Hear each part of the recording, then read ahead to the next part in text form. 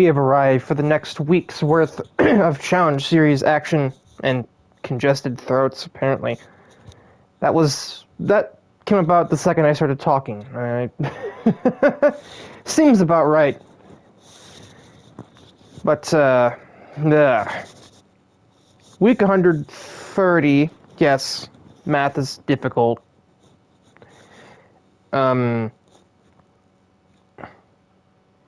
Yeah, we're back at Road Atlanta for a second consecutive week.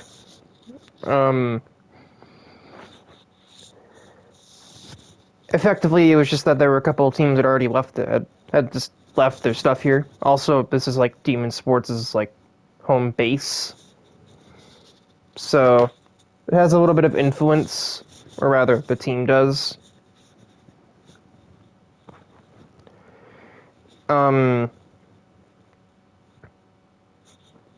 We had been looking for a while into adding like another couple of admins, and one being from Demon Sports, because for better or worse, that is like a major contributor to the more consistent attendance. Yeah, sure, and 9-10 drivers out of a list of 320 isn't really that much, but a lot of those 320 don't really make it to every race, but it kind of seems like in the current state of the Challenge Series as it is now, you're hard-pressed to find a race where there isn't at least one Demon Sports driver attending. So the commitment is worth a lot. But yeah, Road Atlanta 640 class. Let's just get the show on the road because, pun not intended.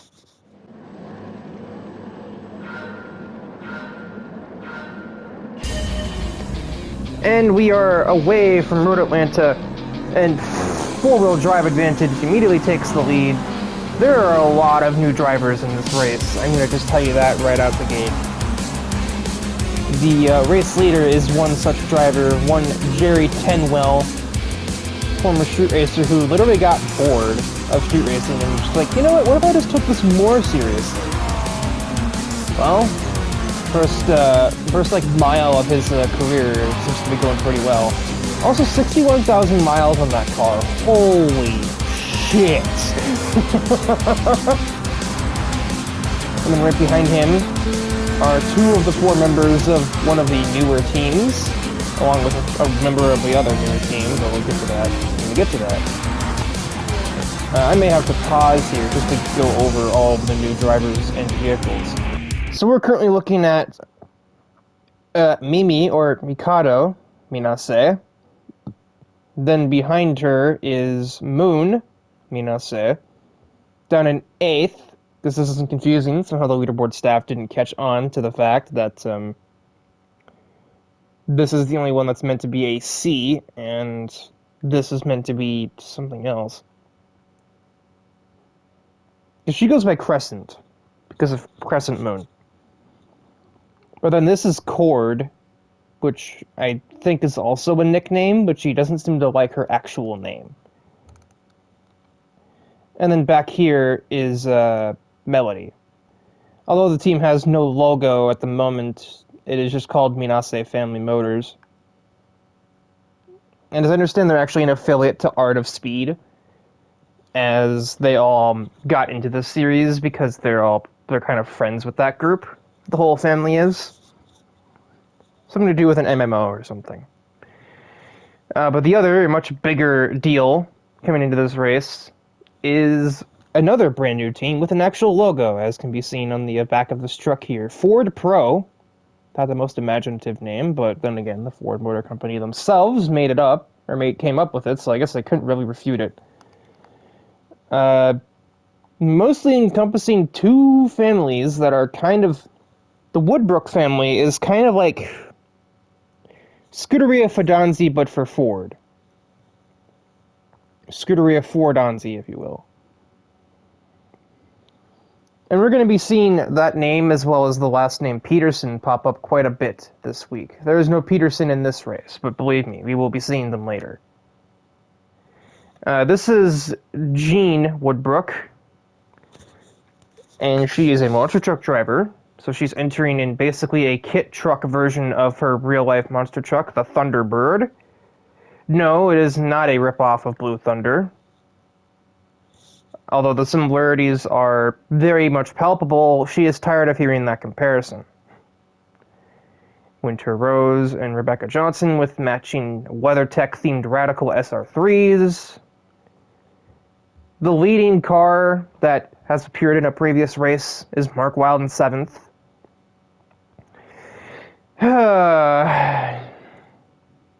We are on board with Chad Cunningham, a brand new driver. That doesn't happen very often, because usually there are systems in place to prevent new drivers from starting in the back. However, this guy didn't pass tech inspection properly, and made major setup adjustments to his vehicle after the after the opening practice session and everything. He basically broke park for me, because we do kind of have something like it. We don't have it like super strict. You can definitely change your setup and stuff, but you can't change the general build of the vehicle, which he did. Then we have Roger Erickson in another Subaru Impreza. That makes 2 new Subaru Imprezas going into this race. There's Melody, who kind of looks like she's ahead here, but the game doesn't say she is.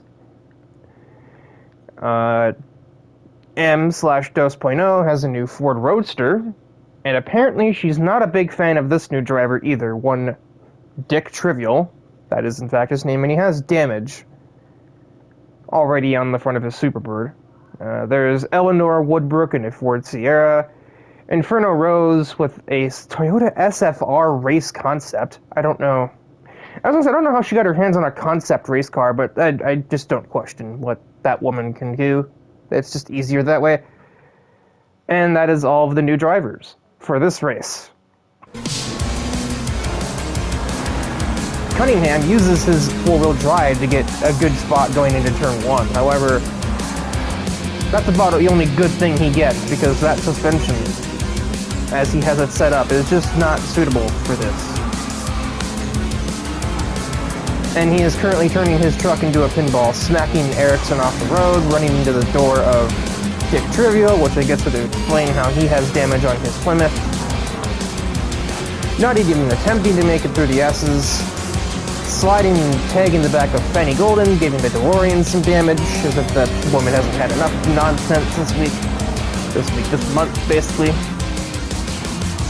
And down the inside of Melody, and absolutely plowing right through the Focus. Yeah, I think he's already set like a record for vehicle-to-vehicle contact, and we are 1 minute and 6 seconds into this race. That is just ridiculous. And you can just see too from the side camera, he has that truck set up in a very certain way. And as you can see, it's struggling to brake, and just tags Rebecca Johnson and sends her into the sand. Yeah, just no way he was getting that stopped in time, because the truck was bouncing around, undulating, whatever words you want to use. It turned into a box mattress on the way into that braking zone and had no control. And it still has no control, and around it goes. Overcorrected, you absolute scrub. Rejoins nearly into Jennifer McKinley, who's lucky to have been able to avoid that.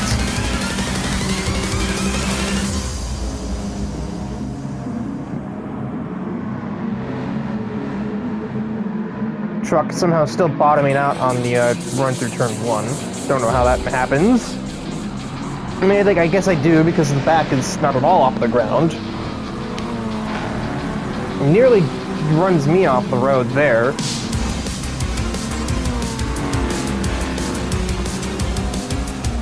I already have a bit of damage from him at this point, and I can tell because the car, my own vehicle's, after I finally fixed the suspension setup on this GTO, and also nerfed it to run in 640, taking the supercharger out.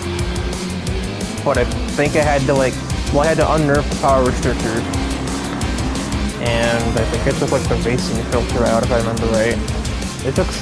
I took one major upgrade out of the car and put it in near the middle of 640 class. So enough to try and out drag Eleanor here. I've GTO versus the Sierra doesn't seem like a very fair battle.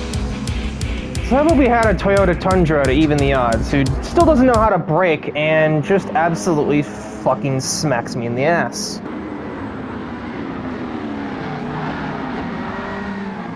Yeah.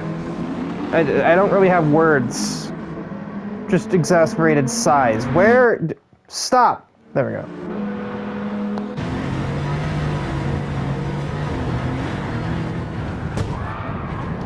Yeah, I can't help but notice he never even attempted to, like, brake at that point. He was trying to send it. He was trying to keep his foot in it to save the truck. That is not how that works.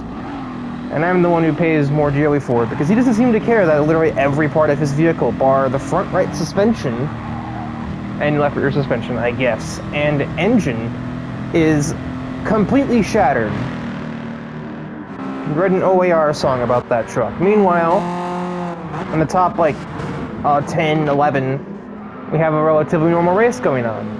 Not much of a race, because everybody's pretty much running single file. Nobody seems to be able to find a way to pass each other right now, but anything is better than whatever the fuck was going on back here. Is this, absolute bullshit demotes me down to last place, which I never crawl back out of, because, I mean, look at where Becca is at this point, and I'm just now re-entering the road, or the track.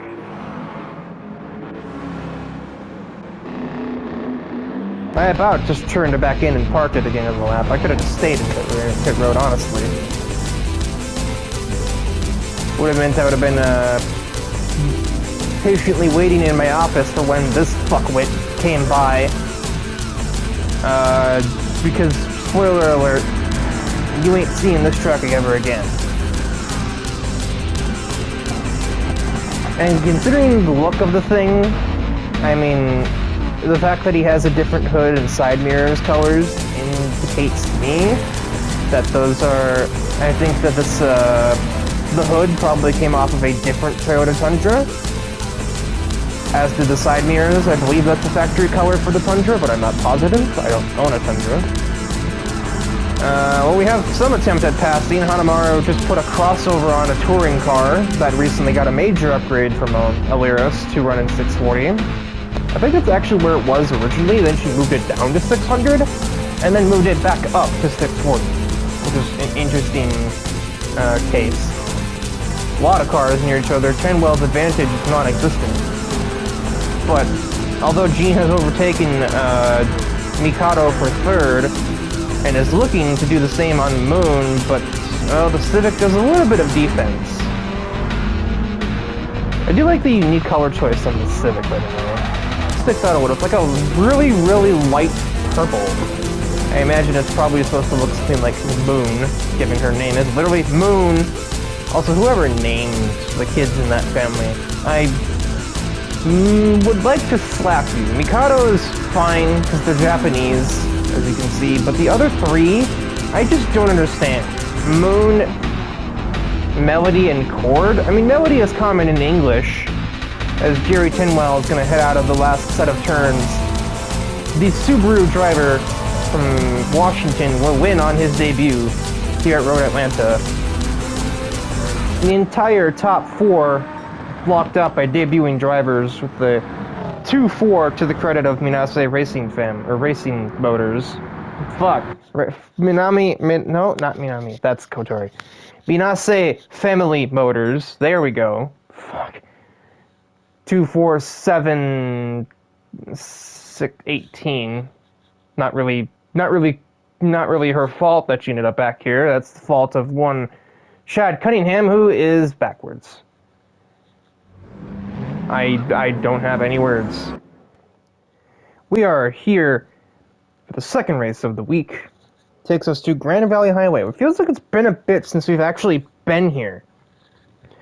But that could also just be me being fooled by the long time frame where we weren't anywhere because the series was on hold until some minor improvements were made to the handling, and while they're not cure-all, they have at least made it workable again, for the most part. The extreme cases are gone, and I know enough solutions to fix a car that I have to drive or something. But for now, Grand Valley Highway for the 675 category. This has routinely been a 715 track, but, you know, I mean, Grand Valley has two variants, and this track is such that it can kind of support 675 through 750 perfectly fine. The shorter one, the south layout, is also good for 600 or 640. There's a few tracks that are like that, where it can just kind of do whatever category you want.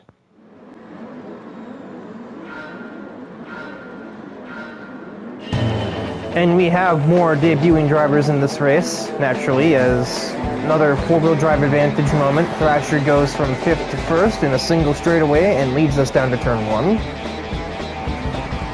Definitely an R32 moment right there, followed by Harvey Holt and one of the debuting drivers. Bernice White in a very edgy-looking Charger, admittedly. That's kind of just the fact she likes the color red. And dark brown, another interesting color choice on this Charger, but yeah, that is not black, that is a very, very dark brown. You can see when the sun hits it right, it is in fact brown. It's like the color of the medicinal dandruff shampoo I used to use. And she was followed by Shelby Peterson.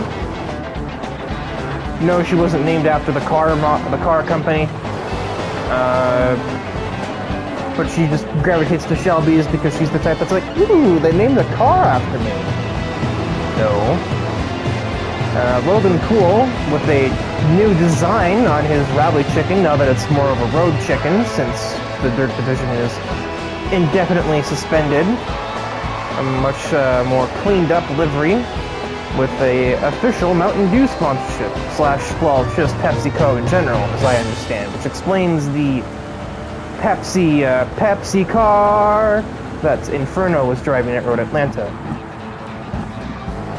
Then we have Jordan Peterson, I believe. There's Jordan and Joseph. One goes with the J, but I believe it's Jordan with the O. Here in a heavily modified 2016 Ford Mustang. Some meaty acceleration to it. We are on board with the relay game. You got all the liveries except for the car I was driving. Alright. One replay reset later. Yeah, we were on board with Corin Wicks, whose car now has a livery on it. And she has already made her way into the top 10, 1/4 of the way through the race distance. Where are the others? I believe that may be actually... Yeah, that is all of the new drivers of the race. What the heck happened back here? Oh, no, that's just clumsiness. Taro just got caught up in the concertina effect through the slow midsection. Finds the back of one Tyler McIntosh, that's what sent them both to the pits, and Jake Downey also did something ill-advised.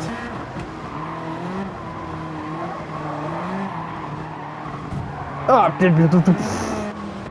well, that's interesting mistake there from Garrison. I guess he is trying to make a C2 work through there. I don't think this kind of car is made for that. From my understanding, Harvey Holt is the reason that the Peterson and Woodbrook families are involved. Mostly the Woodbrook family, but the Peterson family kind of got married into the Woodbrook family because one of the Petersons married one of the Woodbrooks originally.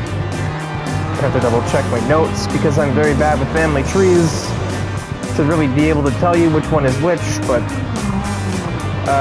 Holt being, many of the Woodbrook family have been test drivers or factory drivers for Ford at one point or another, and Holt was kind of their lead testing guy. So they all know each other, as Holt gets absolutely dusted by Fenny's Pantera on the backstretch. No way to really formulate a reply for the Sierra. But it was by his recommendation to them that we end up with Ford Pro at all in the series.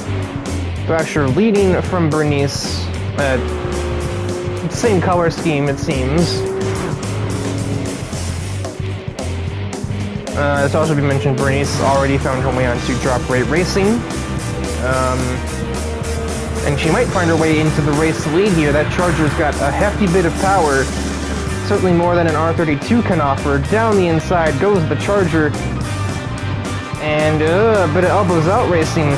I think Bernice might have gotten a little bit of understeer, and just kind of boops Thrasher out of the way. Not really egregious contact, just a bit of touring car racing, admittedly. I don't know if I really call a Charger a touring car, but the R32 Skyline definitely was. And here comes Corin up to 6th place, having just passed Holt, who's being sent by Axel Valentine here at his home circuit. He's trying to make some things happen, and that's one way to do it. It was an aggressive move, but it was not a dirty move, which is the more important thing. Holt will cut you a break or two. He is kind of a slightly more passive driver. But he is not a complete coward either. He's not like me. A pair of Mustangs trying to catch up to Logan for 9th place. There's a lot of Ford representation, even the ones that aren't in Ford Pro. There are a few extra Fords on the track. Normally, Thrasher would be in a Ford, and this is one of the 2 cars he has that isn't one. And he, as much as he probably wanted to try and get back after the lead, I think he's got bigger fish to fry. He's got fittingly, a Mustang in his mirrors. Wow! I guess that's the benefits of modern car design, just chucking that car through there and embarrassing Garrison, who has to check out for safety, pretty much, in a car that old. Once more down, now around the outside, tries Shelby Peterson on her debut, trying to make a show-stopping move work on Thrasher, and she just might have done it there, I believe so. Yep, she is well clear of the Skyline, so Thrasher is just getting torn apart in turn 1 today. Luckily, he doesn't have to take it anymore, as Corin somehow sneaks through ahead of Fenny Golden. Don't really know how she did that through there, but here we are. I think the win is out of the question for the Toyota Crown, but she can get onto the podium anyway. As this drone-style camera follows them through the low-speed S's. I guess that's what you'd probably call them anyway, S's.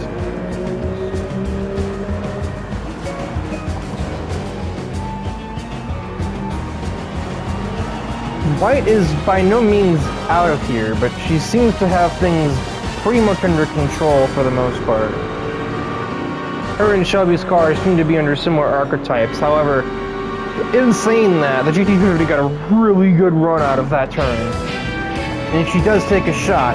Meanwhile, Corin tries to sneak around the outside of the R32. Thrasher in danger of getting embarrassed a second time, but holds station. But forced on a really awkward line. Oh, this is going to be a drag race. Still at a dead heat, but Thrasher just cannot hold it around the outside of the Crown and has to back out, giving Corin a podium position. Bernice White, meanwhile, her teammate, will cross the line to grab the victory at Grand Valley Highway. And it is another drag race between Corin and Shelby, but Shelby just has just enough to stay there. And kind of a neat little shot as they all hit the cooldown lap afterward. So Bernice gets it on debut, a 1-3 for Drop Rate Racing, and then also 12th from Pepper, who just started out in the back, I believe, and couldn't make too much progress upwards. Yeah, I mean, even for the other cars that weren't from Ford, we had Isabella in the field in her Mustang, and she battled with another Mustang for the top 10. Did not win it, though. Uh, but also we had two Panteras in the race which used Ford engines, so yeah, lots of Ford to go around here at Grand Valley, but it is Dodge that ultimately grabs the W. It's a bit of a light rain as we head into the third race of the week from the Tokyo Expressway, except this time it's the central layout that we really don't use all that often in the Challenge Series. Especially not when compared to the East Loop and the hallowed Gemini layout that is south counterclockwise route. But yeah, we do use the central layout. I think this is probably the second, maybe third time we've used it in the series. It's more compact, so it's only suitable for the slower classes, like 600, which is what we'll be seeing here tonight. Or really, this morning. I think you can't really tell from the rain, but the race is starting at like 7 a.m. But, or 6, somewhere around there. Early morning. You might see a bit of sunlight poking out as the race gets going, but right now, as far as anybody is concerned, it is pitch black. So grab your headlights and your intermediate tires and let's hit the streets.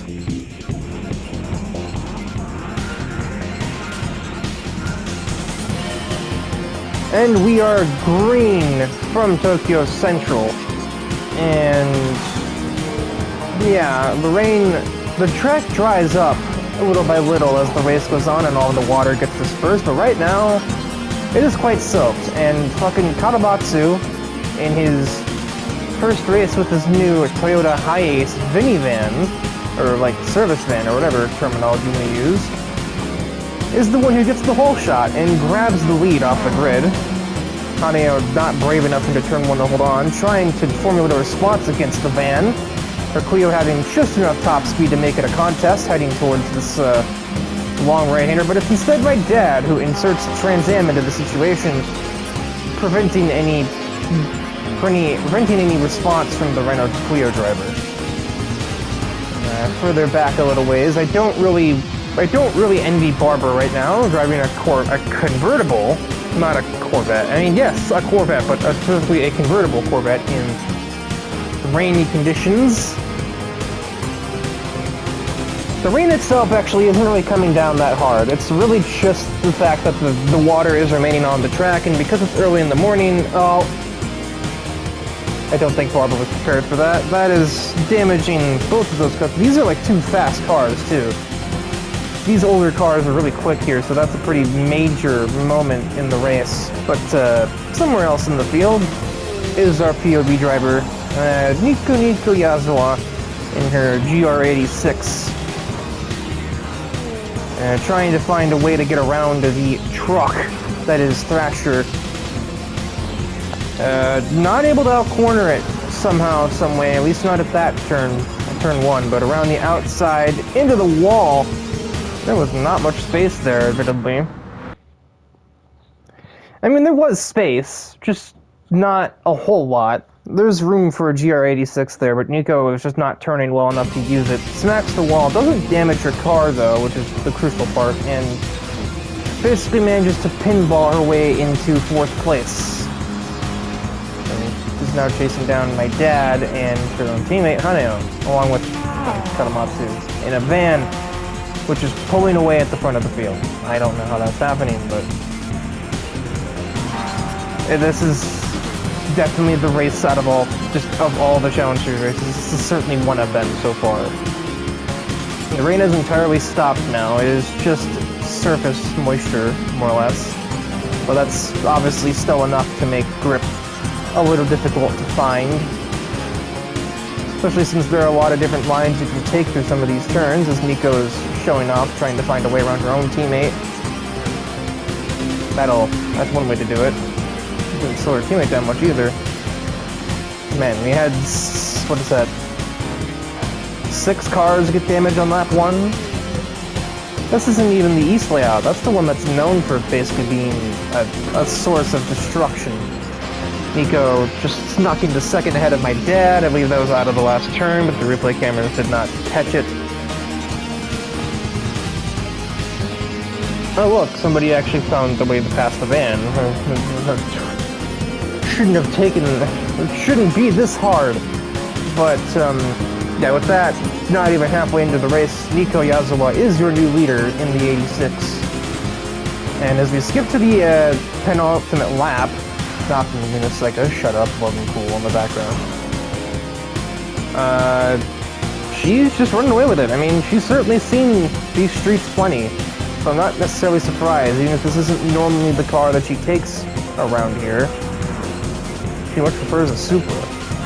But that is quite a lead that she has opened up, about 3-4 seconds, I'd say, over Katamatsu, who's now under threat from my dad in the Trans Am Firebird. They'll go too wide at the top of the hill, and the Firebird will emerge victorious in this bout. Most likely. Yeah, no, the van didn't get anywhere off that corner. Hanaya, meanwhile, under threat from a big truck. David versus Goliath. With some very fancy camera work, we'll say, going down towards there. But the problem with the truck like this is that there's not a whole lot of room.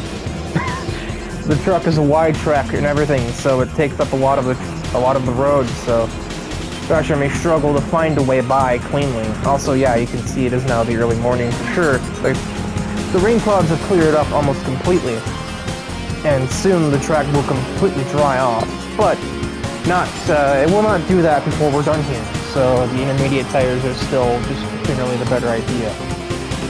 No point in pitting with one lap to go, just because the track could dry off. Katamatsu is still putting pressure on their dad after losing the position, and now it's a 3-car train to decide who gets 4th place. Haneo versus Thrasher versus Sotokov. And Eric is pursuing them at a rapid pace in his Mundial. This is a fast track. It doesn't look like it would be, but it is. Stephanie kind of leading a train here too. This is the kind of race that I kind of wish went on a little longer because of all the different little mini train cars. Kind of got like 3 separate races to watch. Even kind of got like a race between all the cars that took damage in the race. But the race that truly matters is the race to cross the finish line in first. I know, no shit, right?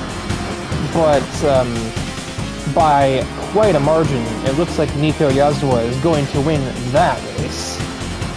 Heading to the last turn. If it slowed down. Victory for the GR86. And looking at the race timer down there, she finishes with a time of 7:23.5, I'd say. And the second place finisher of my dad comes in about 8.5 seconds later, so that was relative domination, considering we were only here for 7.5 minutes. To win by 8 seconds is obscene. And it looks like it'll be Haneo holding on to 4th. Ivan stole 5th from Thrasher. But Nico just crushed it. 4th race of the week takes us to a track that's threatening to become rained upon, but the weather should hold out, says the forecast. A very cloudy, misty Suzuka will play host to a 7:15 category event. And, well, Suzuka races are always a little bit more chaos than others just because this track is just very close quarters. You can try and pass, but it's not easy. And that's to say that it is easy at other tracks. It's arguably harder at Tokyo Expressway, but just the nature of that track makes it just that it just also kind of opens up to 2 wide battles. This track, you just can't even do that in a lot of places. It's just not wide enough.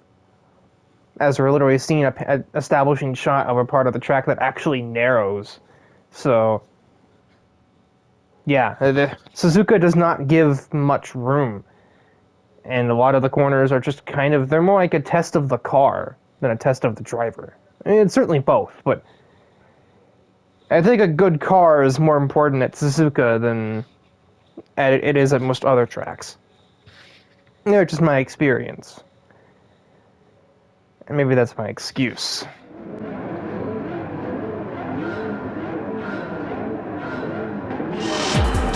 We are away from Suzuka Circuit. Unexpected gas. We're on board the Charlotte Riel heading into turn 1.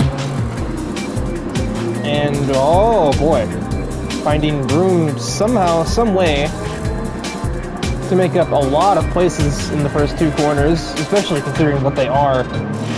What in the heck, around the outside of Breckenridge, tries to sneak through the inside of Marvin Woodbrook, making his debut, but finds a Camaro-shaped wall and, well, gets ahead of the Maverick. We'll get to that in a second. But I think just the opportunism of Riel on this first lap, 12th place through 1 sector, basically, here at Suzuka Circuit. 11th place, down the inside of Joseph Peterson, who's being marked as an O because the leaderboard staff didn't know what they were doing. A bit of argy-bargy, but ahead of Kazuya Takahata at the second Degner. He didn't really give her any room, so he had to do it that way. She had to do it that way, I mean. Tries to get ahead of Akira at the hairpin. Can the RGT outdrag a Mark V Supra? Yes. Yes, it can. Eric nearly puts himself in the grass ahead, so that's another opportunity for Riel to grab 8th place from the 458 driver. Ooh, that was close, but we're good. And lap's still not done. Up to 8th place after 2/3 of Suzuka Circuit. The start of legends from the roof driver. She's gonna go for 7th. Nope, never mind, she's not. Isabel puts her forward in an opportune place to keep the roof at bay. But it is still 12 places gained on 1 lap around Suzuka. And one for a bit of a long one because it's a 5-lap race. It almost outdrags the Mustang out of the final turn. Actually ends up 7th because Noir, I believe, was the one that had to pit for damage just there. And can she get the other NFR driver on the grid? Oh, contact made, but Riel is through. So 14 places, and we've only been here for 2.5 minutes. Oh my god! Anyway, as for the other new drivers, Renee Woodbrook, the youngest of the Woodbrook family, being only a couple months younger than me. And she's already a Ford factory driver. A little bit humbling, we'll say, but she's running 4th behind some really stiff competition up there in her GT, or her 05 GTLM. Stephanie, that is not the way to attack that. Yeah, then we have the aforementioned Joseph Peterson, who was, in his prime, a Formula 1 driver in the early to mid-2000s, mostly for Jaguar, but he also did a season at Red Bull as a reserve, but he was there.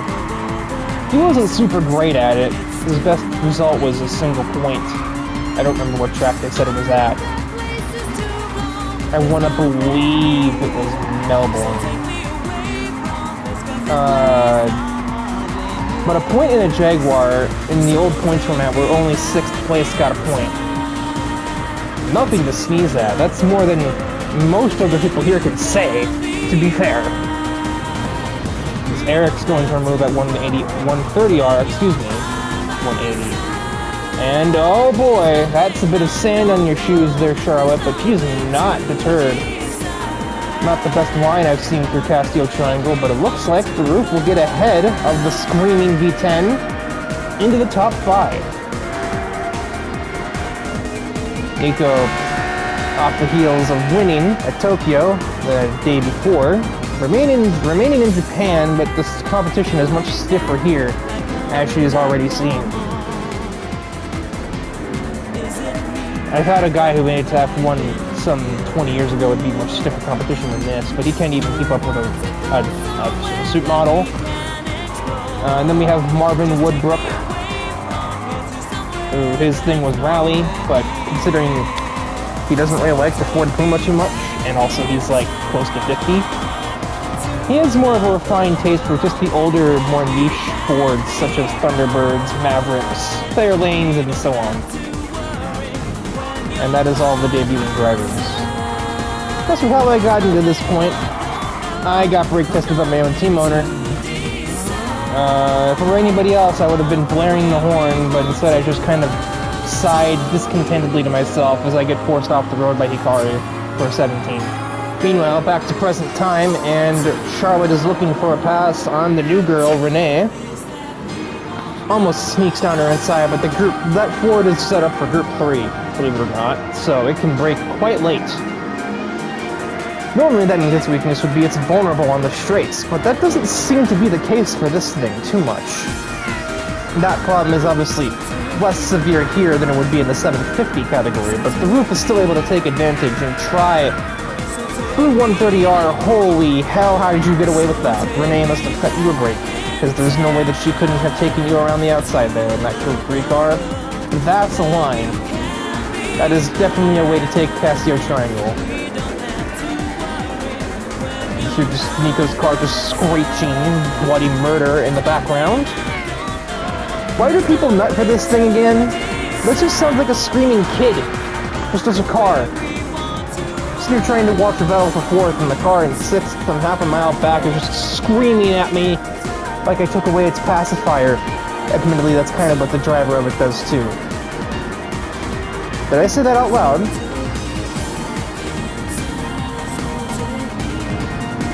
Oh, and missing the hairpin isn't going to do Thrasher any favors there. Stephanie just embarrassed Woodbrook at the brake. How did you do that?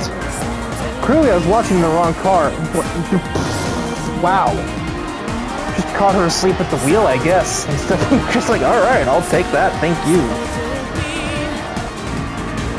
But then she proceeds to miss the long right-hander afterward.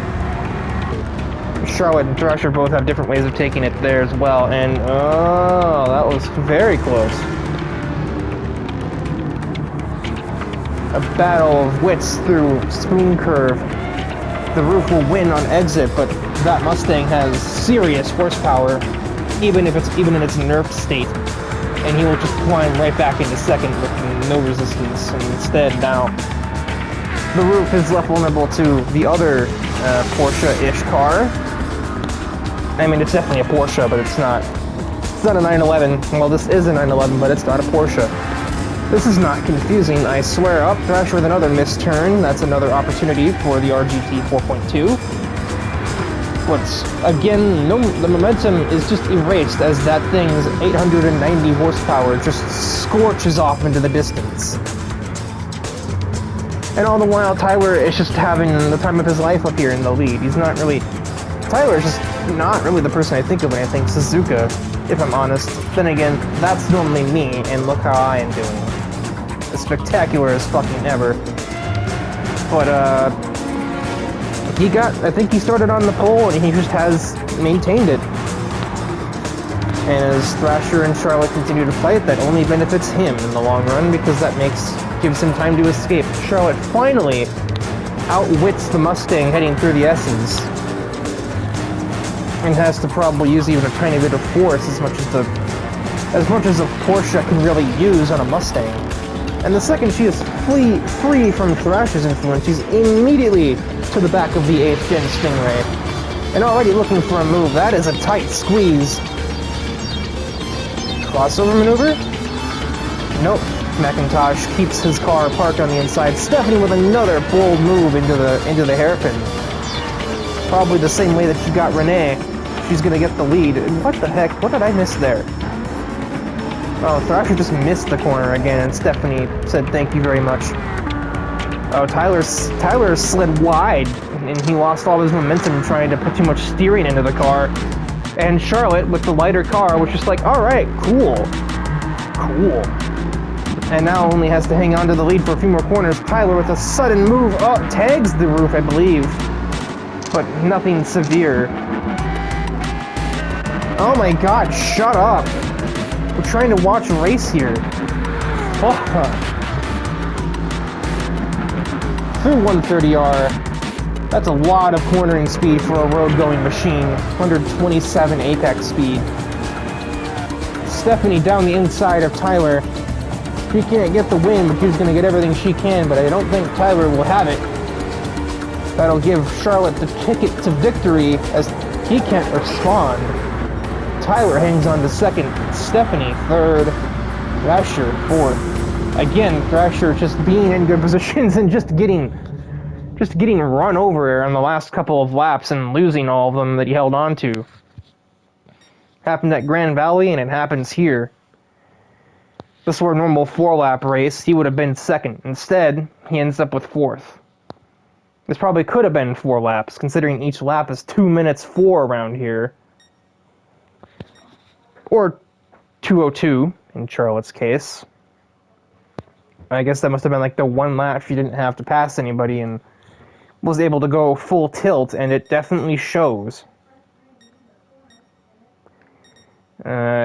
Joseph Peterson gets to 8th on his debut. Renee holds station in 5th, but could have gotten more since she started 3rd, I believe.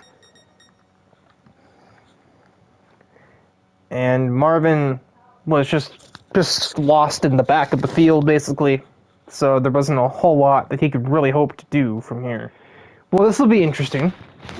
The final race of the week brings us to Le Mans, or the Circuit de la Sarthe, whichever one you prefer. I think 90% of people call it Le Mans. I don't really think I've ever heard it called Circuit de la Sarthe in casual conversation. This is kind of funny to me. Just the imaginary parts of track names. Like, who calls it Spa-Francorchamps in normal conversation? We just call it Spa, like... And only NASCAR fans really call it Daytona International Speedway, because they just call it Daytona in any other conversation.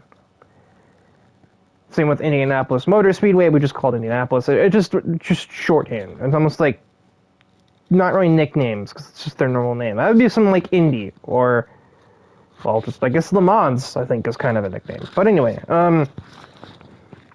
yeah, Le Mans... 750 class, because it's kind of built for that, pretty much.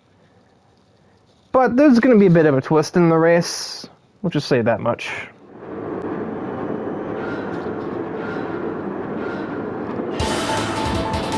I say it's the 750 class, except our pole sitter here is in the 680. Is a car with 680 performance points and runs in the 715 category. And that would be Siegfried Brandt. I don't know what he was cooking, thinking he'd show up to this race, but I fucking guess. I didn't care. You can probably see from the track map what this event's twist is, courtesy of the team who's leading the race at the moment. The next great idea to come from Demon Sports and from Logan Poole. What if we raced at Le Mans, but we didn't use the chicanes? And then also pick the fastest cars in the series to run on.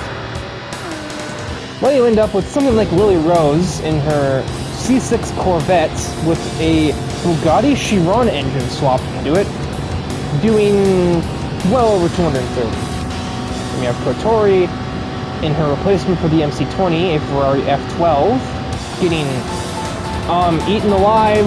What in the... Right, it does have 1200 horsepower. It only weighs 1.25. Still, what the Neptune with the 2024 Nissan GTR, currently being gapped by Enrique Notario, our POV driver in the Ferrari, and see you later.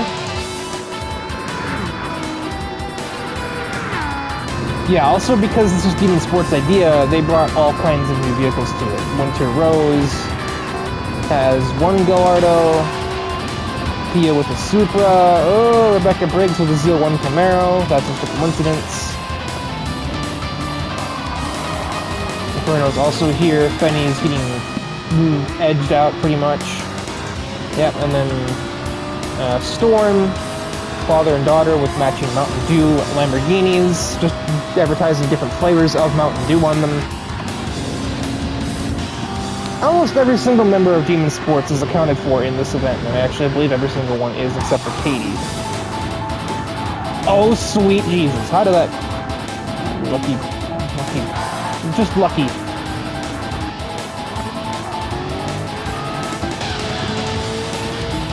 So Brandt is catching the leader in a car that's practically more or less 2 categories down, because remember, this thing's actually at 675 performance points. He's been allowed to change the ballast on it to just be as high as it can go and run in 715. I think it should be in 750, though, because, well, at least here at Le Mans, he's very clearly the fastest car on the track once he got some momentum going and was able to run on the straightaway. Would this be the case if we were running the version with chicanes? I personally doubt it, but you never know. We won't know because we aren't doing that today. We are running the full top speed version of the track. Next, he'll probably suggest we race at Monza with no chicanes or something, knowing how Logan's brain ticks.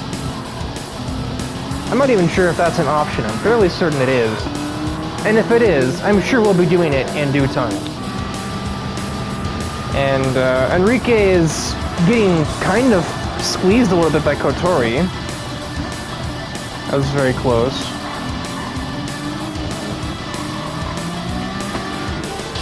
They continue to battle Ferrari versus Ferrari, trying to get onto the podium positions at the start of lap 2.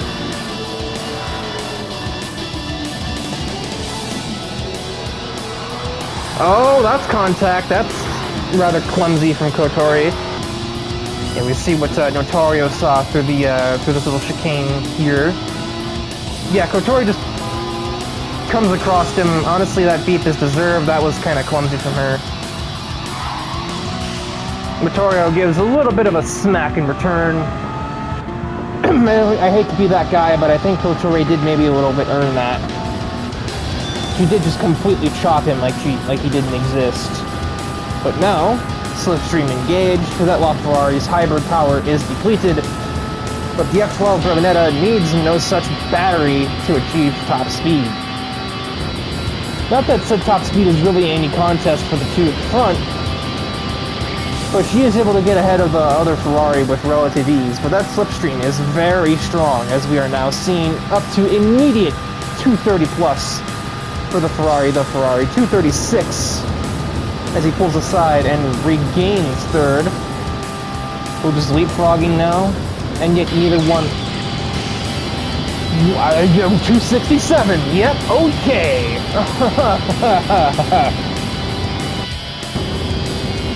Almost flat through that little kink heading towards the Mulsanne corner.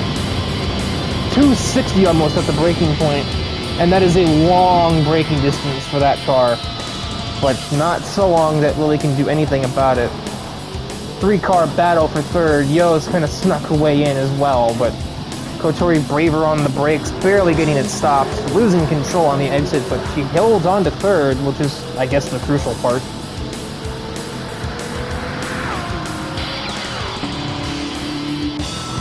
Nothing much doing back, it's just a single file line for the most part, as everybody's kind of just getting into their... Everybody's just kind of getting to where their car belongs for the most part, as the race goes on. Another such instance. Yeah, I think we call that moving in the braking zone, Kotori. And I get that you probably aren't his biggest fan after getting smacked through Tetra Rouge. After he smacked you, but... Oh, okay, yeah. Kotario's seen fucking enough. Another series of horn beeps just to sell the point of stop doing that. Uncharacteristically aggressive driving from her, I'll say that much. And yeah, the first time was just clumsy. I think the other two were not. You don't really accidentally move in the braking zone, so I think that was actual like disposition towards the two there. But now what? Now what's there to look at? That battle is pretty much over. I thought this car would be doing better, honestly. This thing has so much horsepower for no real reason. Like, I think this is the third highest on the grid. And yeah, it has the aero for being a Group 4 car, but it's still a Bugatti. Like, come on.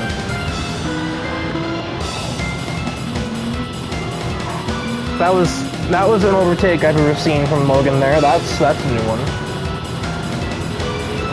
Next target is Fenny. Yeah, both these GTOs are Demon swap, by the way. Like, they have a Dodge Demon engine in them. Logan's and Yo's. I know this because Yo told me that Logan helped him, or what Logan helped her put her engine in her car. They're set up differently, ironically, with Yo's being less tuned in the engine department, but being lighter. And that seems to surprisingly be working, although Logan did also start in the back, and he's making his way through the field as we speak. 128 and 182, just flip a couple of numbers around, really. And yeah, the front of the field is stagnating. The only real battle going on is starting at 7.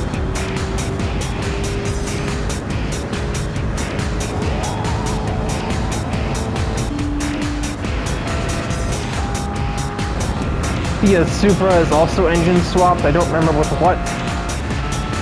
Oh my god, Eric. Embarrass the Supra way, don't you? Barbara's car's not. That's just what it does. It just does 240 on its own.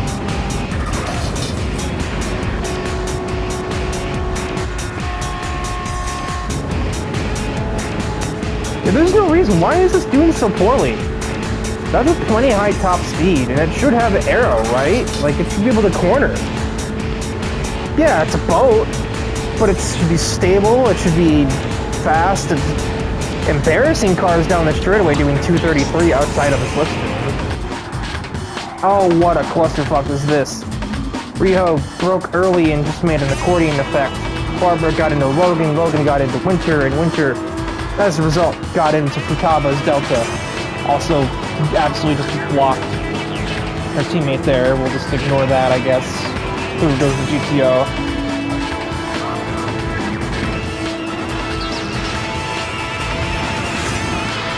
So, a car that is at 675 points is considered too powerful to run in that category. So we moved it to 715 and let him adjust the ballast to get it up to 678 performance points.